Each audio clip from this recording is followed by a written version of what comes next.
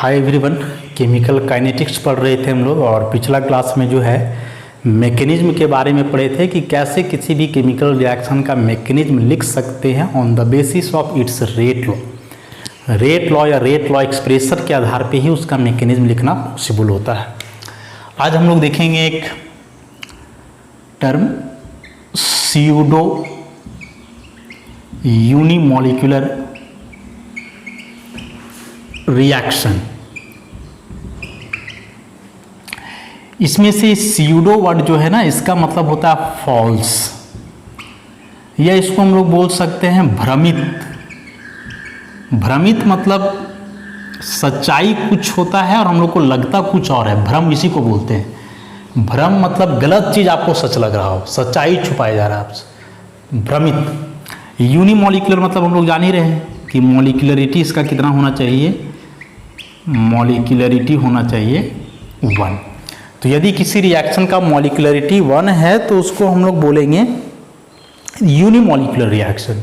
लेकिन यहाँ वर्ड लगा हुआ है स्यूडो मतलब फॉल्स, कि यूनिमॉलिक्यूलर रिएक्शन मतलब मॉलिक्यूलरिटी 1 आना चाहिए। तो यदि ऐसा होता तो स्यूडो वर्ड का वहाँ इस्तेमाल ही नहीं होता।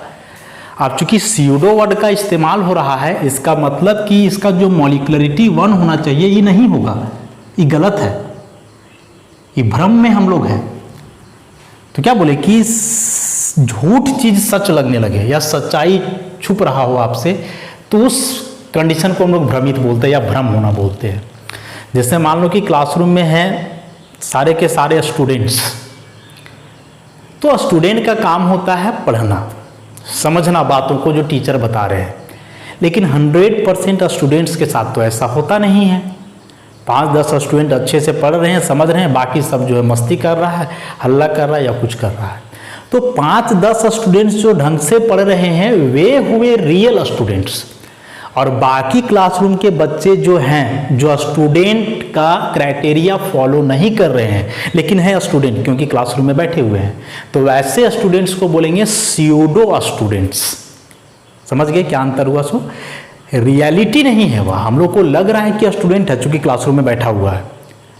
तो स्टूडेंट है तो स्टूडेंट का क्राइटेरिया फॉलो होना चाहिए ना, टीचर की बातों को ध्यान से सुनना चाहिए, पढ़ना चाहिए, समझना चाहिए, लेकिन ऐसा तो वो कुछ कर नहीं रहा है।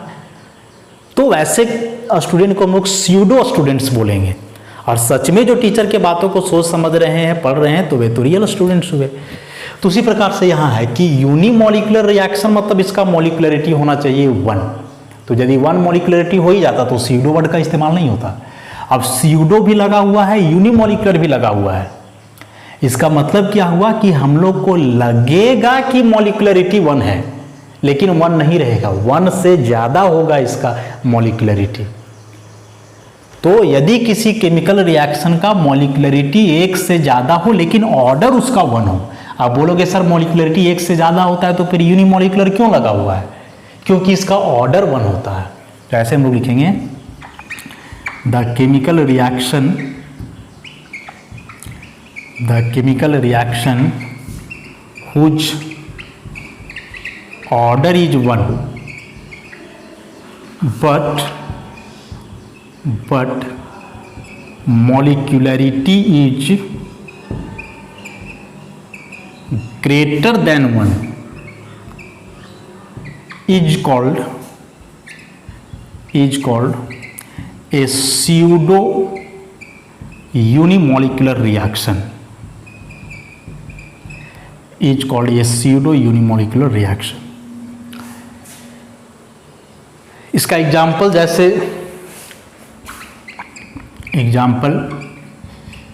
हाइड्रोजन पेरोक्साइड का डिकम्पोजिशन 2H2O + O2। तो इस रिएक्शन का जो रेट लिखा गया है एक्सपेरिमेंटली, तो उसमें दिखाया गया कि H2O2 का एक ही मोल पे रेट डिपेंड करता है, तो ऑर्डर तो इसका आ जाएगा 1। लेकिन इक्वेशन से हम लोग क्या देख रहे हैं कि 2 मोल इन्वॉल्व है, तो इसका मॉलिक्यूलरिटी यहाँ पे हो जाना है मॉलिक्यूलरिटी = 2। तो रिएक्शन का ऑर्डर 1 है लेकिन मॉलिक्यूलरिटी 1 से ज़्यादा है। जनरली होता क्या है कि रिएक्शन का मॉलिक्यूलरिटी ऑर्डर के बराबर होता है यदि वह कॉम्प्लेक्स रिएक्शन हो तब। तो उस हिसाब से हम लोग को लगता है कि यदि इसका ऑर्डर 1 है तो मॉलिक्युलरिटी भी 1 होना चाहिए। तो हम लोग को लग रहा है कि मॉलिक्युलरिटी 1 होना चाहिए क्योंकि ऑर्डर क्या है 1, इसलिए हम लोग लगा दिए यूनिमॉलिक्यूलर। लेकिन एक्सपेरिमेंटली जब देखा गया तो नहीं, ऑर्डर 1 भले ही है लेकिन मॉलिक्युलरिटी इसका कितना है, 2 है। इसलिए जो है इसको हम लोग बोल दिए स्यूडो यूनिमॉलिक्यूलर रिएक्शन। बहुत ही इंपॉर्टेंट है। उसी प्रकार से एक और एग्जांपल है सुक्रोज का हाइड्रोलाइसिस जब हम लोग करते हैं C12H22O11 प्लस H2O, तो ये टूटता है ग्लूकोज और फ्रुक्टोज में C6H12O6 C6H12O6। जब इसका रेट लिखा गया तो रेट में आता है कि इसका रेट केवल डिपेंड करता है इस सुक्रोज के कंसंट्रेशन पे। H2O तो इसमें इन्वॉल्व है ही नहीं, या है भी तो लिखोगे फिर पावर 0 कर देना होगा। तो इस हिसाब से यदि इसका ऑर्डर अभी लिखोगे तो 1 + 0 मतलब 1, तो ऑर्डर तो 1 ही आया। लेकिन जब यहाँ से इसका मॉलिक्यूलरिटी हम लोग लिखेंगे, मॉलिक्यूलरिटी, तो कितना हो जाएगा, इसका 1 मोल और इसका भी 1 मोल, तो 1 + 1 मतलब 2। तो मॉलिक्यूलरिटी 1 से ज़्यादा आ रहा है लेकिन ऑर्डर क्या आ रहा है, 1 आ रहा है। तो कुछ वैसे भी रिएक्शंस हैं, कॉम्प्लेक्स रिएक्शन, जिसमें ऑर्डर के बराबर मॉलिक्यूलरिटी नहीं होता है। तो जब ऑर्डर के बराबर मॉलिक्यूलरिटी नहीं हो या ऑर्डर 1 हो, मॉलिक्यूलरिटी 1 से ज़्यादा आ जा रहा हो, तो ऐसे रिएक्शन को फिर बोलते हैं स्यूडो यूनिमॉलिक्यूलर रिएक्शन। कुछ एक रिएक्शन ही ऐसे हैं, लेकिन मैक्सिमम जो कॉम्प्लेक्स रिएक्शंस होते हैं उसमें ऑर्डर हमेशा बराबर होता है उसके मॉलिक्यूलरिटी का। तो इसको हम लोग जो है कर लेंगे, डेफिनेशन जनरली एग्जाम में आता है केवल इसमें, तो उसको हम लोग कर लेंगे। अब इस ऑर्डर और मॉलिक्यूलरिटी को हम लोग बार बार कंसीडर कर रहे हैं, एग्जाम में उसका डिफरेंस आता है और आता ही है, बहुत इंपॉर्टेंट है, उसको इग्नोर नहीं किया जा सकता है। Difference between order of reaction and molecularity of reaction.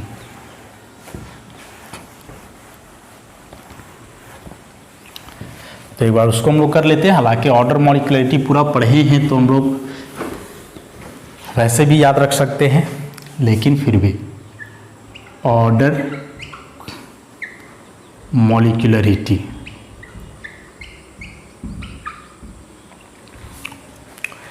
क्या है दोनों।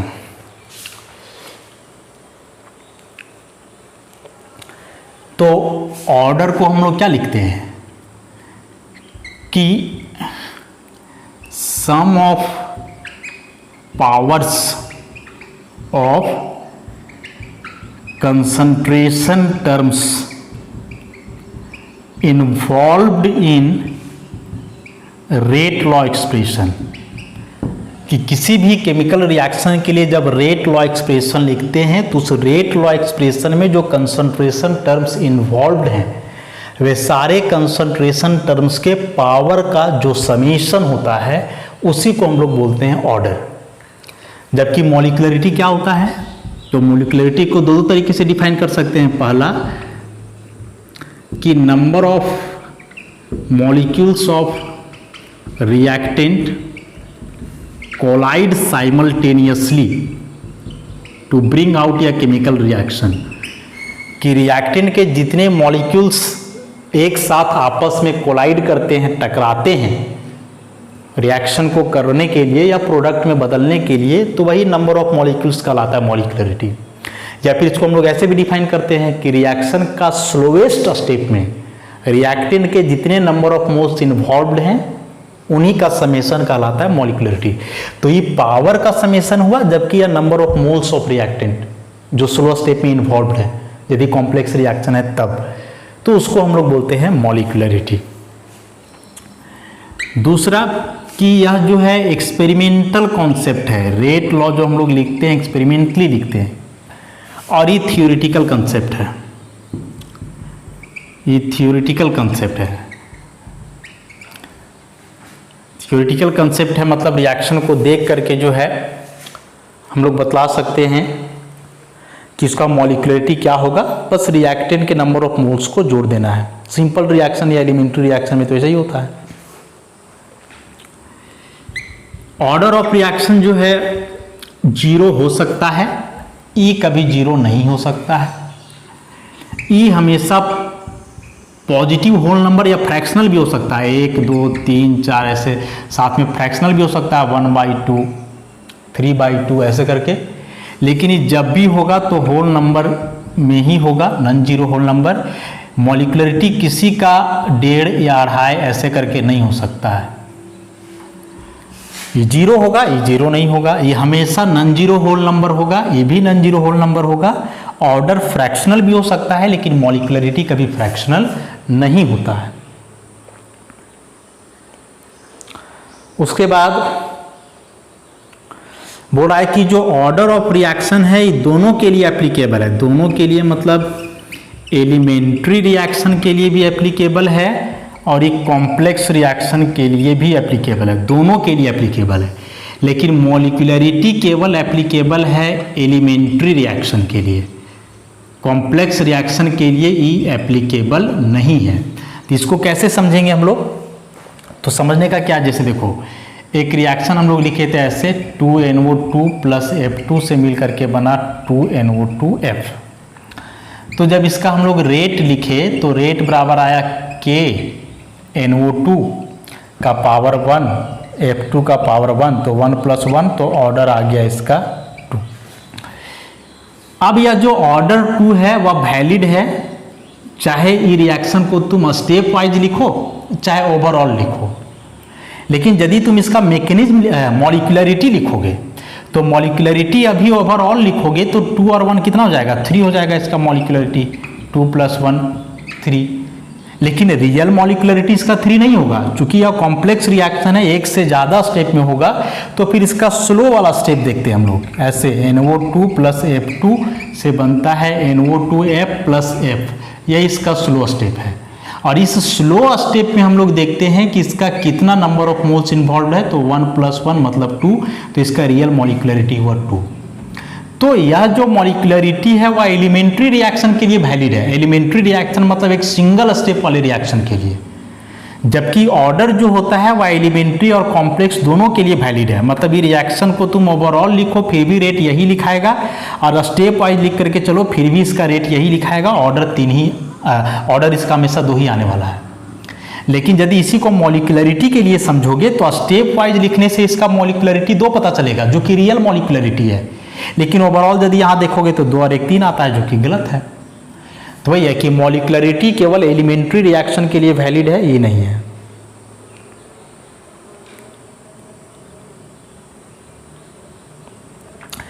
उसके बाद है कि जो ऑर्डर होता है रिएक्शन का वह डिपेंड करता है उसके स्लोवेस्ट स्टेप पे, जबकि मॉलिक्युलरिटी हम लोग सब स्टेप के लिए अलग अलग लिख सकते हैं। लेकिन वह भी मेन कौन होता है, जो स्लो स्टेप का मॉलिक्युलरिटी होता है वही वाला। उसके बाद एक इम्पॉर्टेंट है कि जो रिएक्शन का ऑर्डर होता है ना, वह टेम्परेचर प्रेशर मतलब रिएक्शन कंडीशन पे डिपेंड करता है। ऑर्डर मॉलिक्युलरिटी जो है वह कंडीशन पे डिपेंड नहीं करता है। और इसका एक एग्जाम्पल हम लोग लिखते हुए चले कि जैसे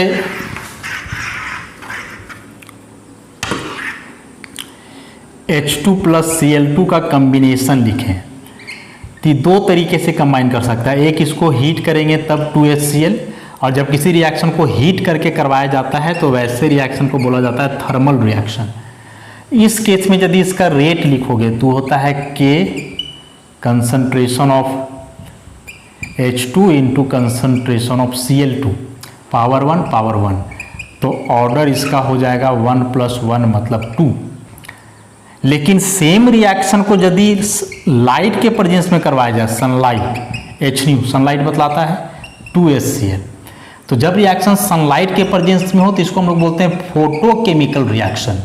और अब जब तुम इसका रेट लिखोगे तो ये K H2 का पावर 0 Cl2 का पावर 0, तो ऑर्डर आ जाएगा 0 + 0 मतलब 0। सेम रिएक्शन है, बस कंडीशन अलग है। एक केस में रिएक्शन थर्मली हो रहा है, इसको हीट कर रहे हैं, और दूसरे केस में रिएक्शन फोटोकेमिकली हो रहा है, मतलब सनलाइट के प्रेजेंस में हो रहा है।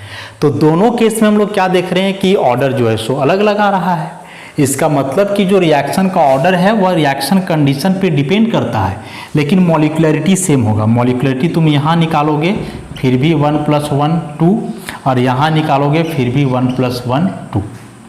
तो मॉलिक्युलरिटी दोनों केस में सेम है लेकिन ऑर्डर अलग अलग है। थर्मल केस में 2, फोटोकेमिकल केस में। देखो अभी मत सोचना कि फोटोकेमिकल केस में किसी का पावर नहीं है, मतलब 0 0 है तो इसका मॉलिक्युलरिटी भी 0 होगा, नहीं। अब चूंकि इसमें रेट किसी पे डिपेंड कर ही नहीं रहा है तो स्लो और फास्ट स्टेप का बात ही नहीं है इसमें।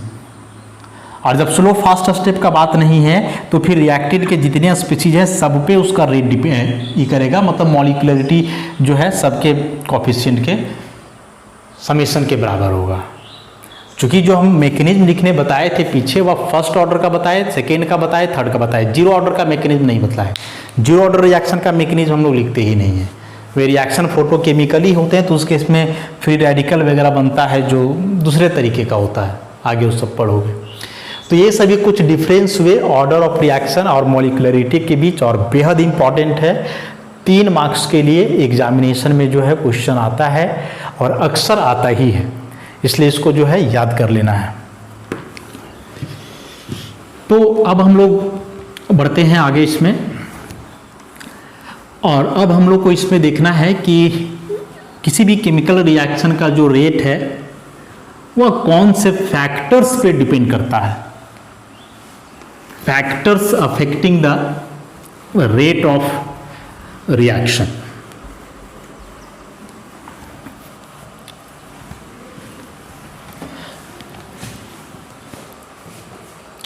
नेक्स्ट टॉपिक हम लोग का होगा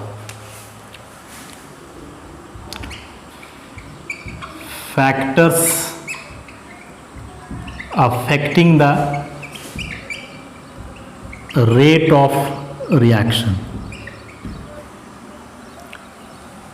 देखो रेट ऑफ रिएक्शन के बारे में क्या बतलाए कि पर यूनिट टाइम रिएक्टेंट का कंसंट्रेशन कितना घटता है या प्रोडक्ट का कंसंट्रेशन कितना बढ़ता है, या ऐसे भी बोल सकते हैं कि समय के साथ रिएक्टेंट का जो कंसंट्रेशन घट रहा है या प्रोडक्ट का कंसंट्रेशन जो बढ़ रहा है वही कहलाता है उस रिएक्शन का रेट। मतलब रिएक्शन में मेन होना है कि रिएक्टेंट बदलेगा प्रोडक्ट में, तो हम लोगों को ये देखना है ना कि उस रिएक्टेंट को प्रोडक्ट में बदलने के लिए बीच में कौन कौन से फैक्टर्स हैं जो उसको सपोर्ट कर रहे हैं या फिर उसको सपोर्ट नहीं कर रहे हैं, रोक रहे हैं उसको। पर यूनिट टाइम जितना रिएक्टेंट प्रोडक्ट में बदलेगा वही उस रिएक्शन का रेट कहलाएगा।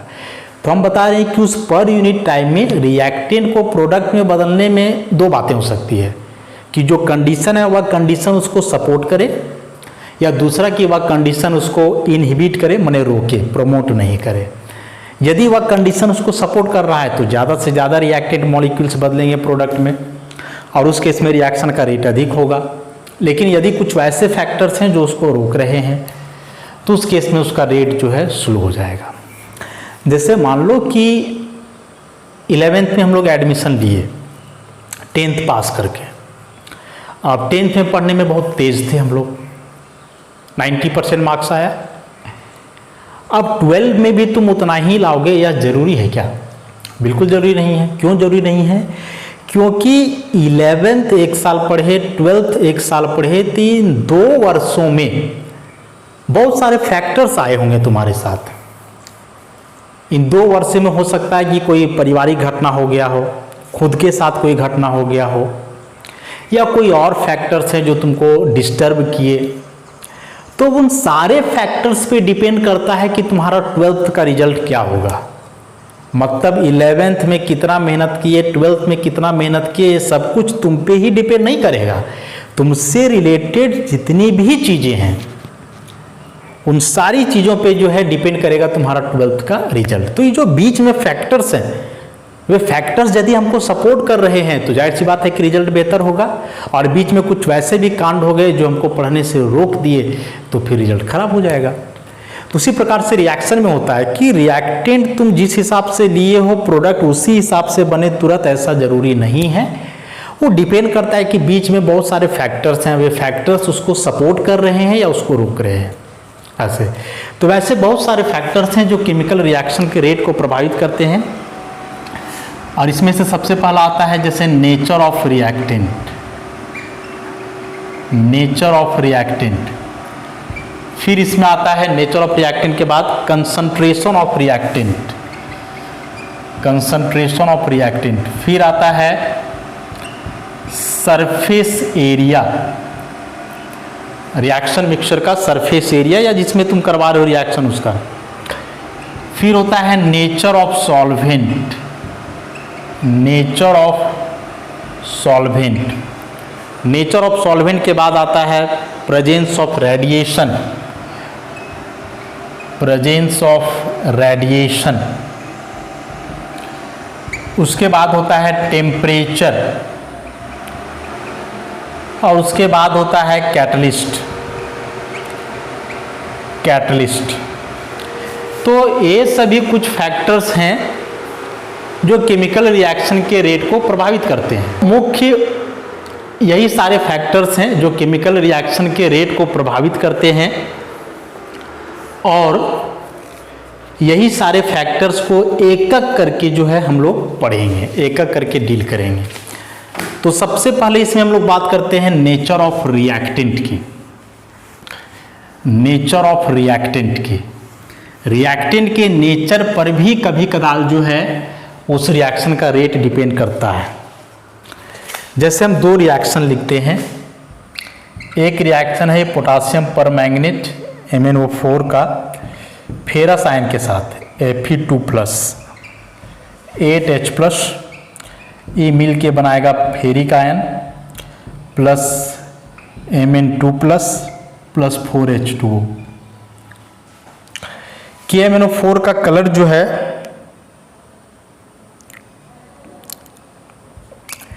पिंक होता है, और इस केस में जनरली वह कलरलेस हो जाएगा या कलर चेंज कर जाएगा, ऑरेंज हो जाता है, ग्रीन हो जाता है जनरली। सेम एक रिएक्शन लिखते हैं सिमिलर रिएक्शन, और वहाँ भी पोटासियम परमैंगनेट को कंबाइन करते हैं, इस बार ऑक्सलेट आयन से C2O4 पर double minus 16H+, 10CO2 plus 2Mn2+ plus 8H2O। यहाँ ये रिएक्शन फास्ट है और ये रिएक्शन स्लो है। देखो इस रिएक्शन में यदि देखोगे तो Mn का ऑक्सीडेशन नंबर यहाँ +7 है, यहाँ +2, आयरन का यहाँ +2, यहाँ +3, तो +2 से +3 मतलब इसका हुआ ऑक्सीडेशन, और इसका +7 से +2 घट गया तो इसका हुआ रिडक्शन। अब जिसका रिडक्शन होता है वो ऑक्सीडाइजिंग एजेंट, और जिसका ऑक्सीडेशन होता है वो रिड्यूसिंग एजेंट। तो इसका मतलब क्या हुआ कि इस रिएक्शन में परमैंगनेट आयन फेरस आयन को ऑक्सीडाइज कर गया लेकिन खुद रिड्यूस हो गया। उसी प्रकार से यहाँ इसका +7, इसका यहाँ पर है ऑक्सलेट आयन में +2,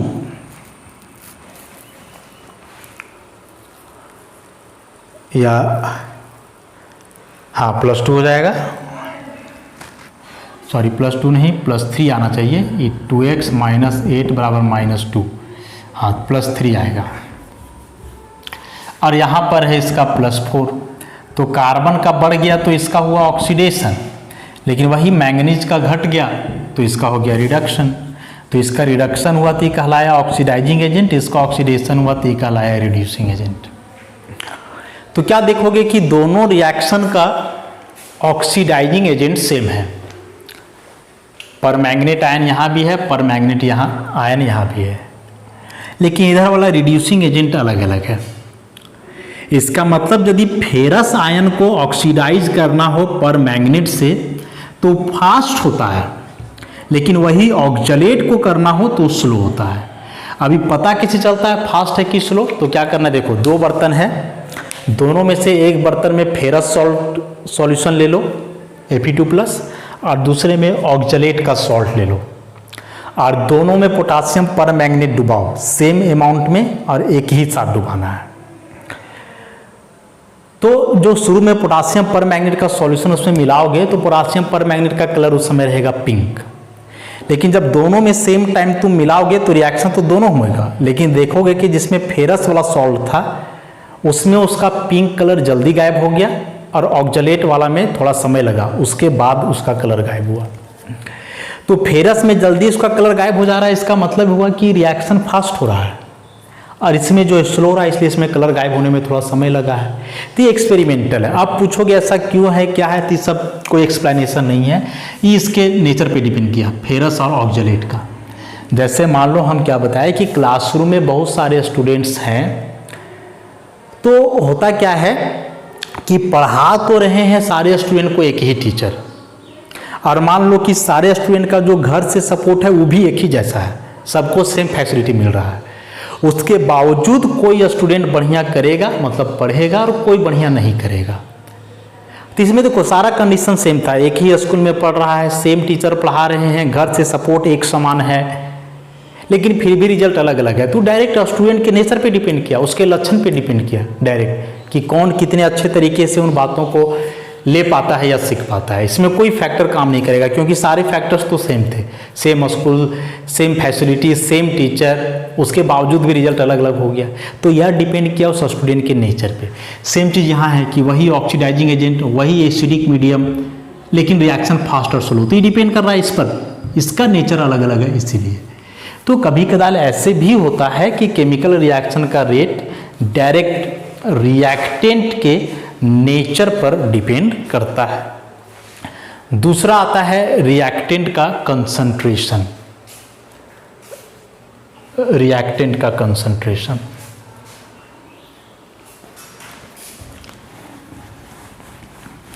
ये तो हो गया nature of reactant.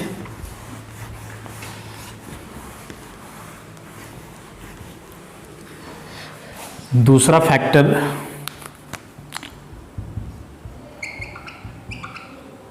Concentration of reactant. तो याद रखेंगे कि जो कंसंट्रेशन ऑफ रिएक्टेंट है, या ऐसे याद रखो कि जो रेट है रिएक्शन का वो डायरेक्टली प्रोपोर्शनल होता है रिएक्टेंट के कंसंट्रेशन का। रिएक्टेंट का कंसंट्रेशन जितना ज़्यादा होगा, कंसंट्रेशन का मतलब फिलहाल समझ लो उसका अमाउंट, कि रिएक्टेंट जितना ज़्यादा अमाउंट में होगा उस रिएक्शन का रेट उतना ही फास्ट होगा। क्यों ऐसा होता है इसको समझो।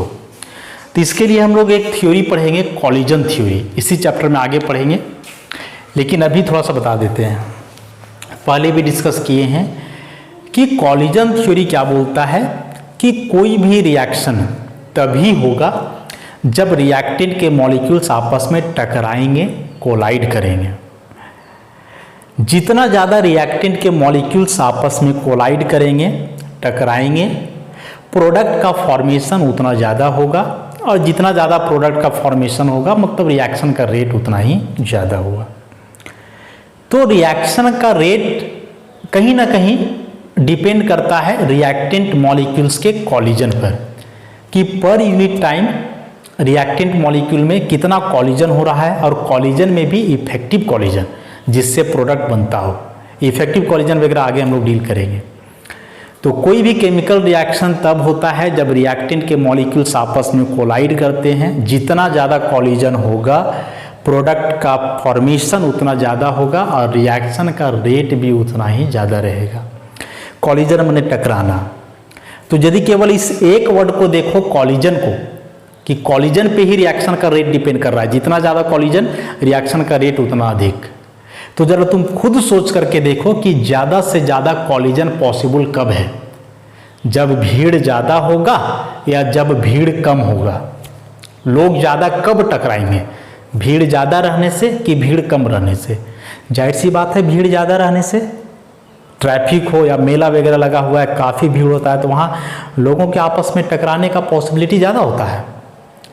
लेकिन यदि भीड़ नहीं है, जगह खाली है, तो उस केस में लोगों का आपस में टकराने का पॉसिबिलिटी कम होता है। तो यदि कंसंट्रेशन ज़्यादा होगा रिएक्टेंट का, तो ज़्यादा कंसंट्रेशन, मान लो कि इतना वॉल्यूम है और इतना वॉल्यूम में जो है ये सभी रिएक्टेंट के मॉलिक्यूल्स हैं, ठीक ऐसे। और एक दूसरा कंडीशन हम लेते हैं, सेम वॉल्यूम है लेकिन इस बार रिएक्टेंट का मॉलिक्यूल कुछ इस तरह का है, ऐसा। अब बताओ कि रिएक्टेंट के मॉलिक्यूल्स आपस में टकराएंगे, इसका पॉसिबिलिटी ज़्यादा कहाँ है? ऑब्वियसली इस जगह पे है, यहाँ मॉलिक्यूल का संख्या ज़्यादा है मतलब भीड़ ज़्यादा हुआ, डेंसिटी ज़्यादा हुआ। तो इस केस में क्या होगा कि मॉलिक्यूल्स के आपस में कोलाइड करने का पॉसिबिलिटी ज़्यादा है, और जितना ज़्यादा कॉलिजन होगा उतना ही ज़्यादा प्रोडक्ट का फॉर्मेशन होगा और रिएक्शन का रेट उतना ही अधिक। लेकिन यहाँ मॉलिक्यूल कम ही है लेकिन कोई टकरा ही नहीं रहा है आपस में।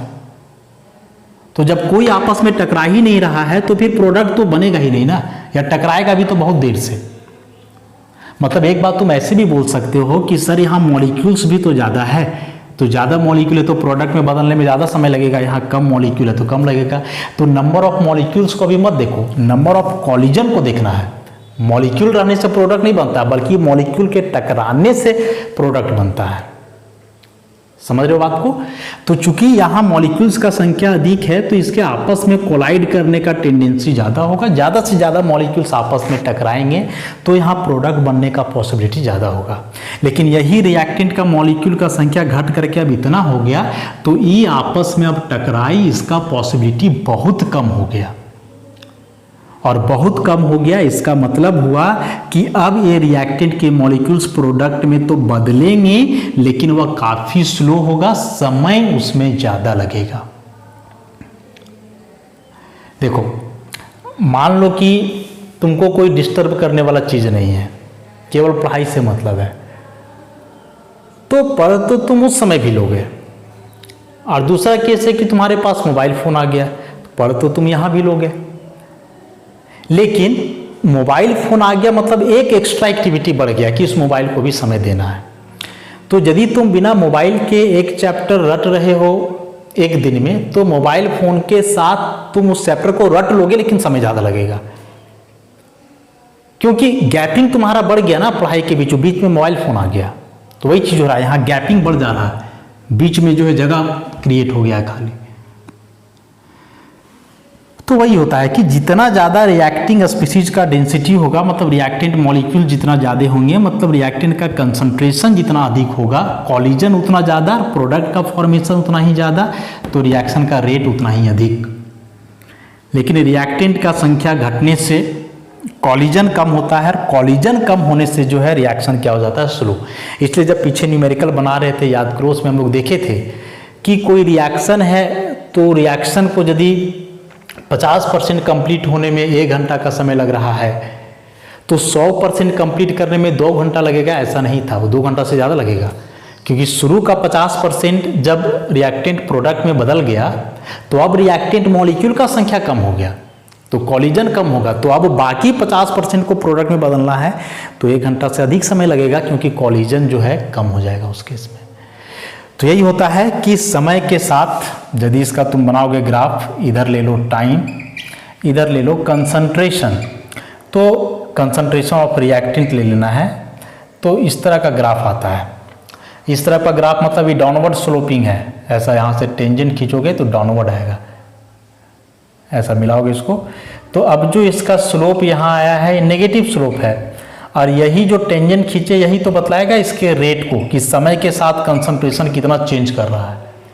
तो क्या देख रहे हैं, टाइम जैसे जैसे बढ़ रहा है तो कंसंट्रेशन घट रहा है, कंसंट्रेशन घट रहा है तो रेट भी घटेगा। और रेट क्यों घटेगा, क्योंकि नंबर ऑफ कॉलिजन्स जो है डिक्रीज कर जाएगा। तो इन शॉर्ट याद रखना है कि जितना ज़्यादा रिएक्शन मिक्सचर होगा, अमाउंट जितना ज़्यादा होगा, रेट उतना ही उसका फास्ट होगा, और जितना स्लो रहेगा उसका मतलब रिएक्टेंट मॉलिक्यूल का संख्या जितना कम होगा, कंसंट्रेशन जितना कम होगा, उसका रेट उतना ही स्लो होगा।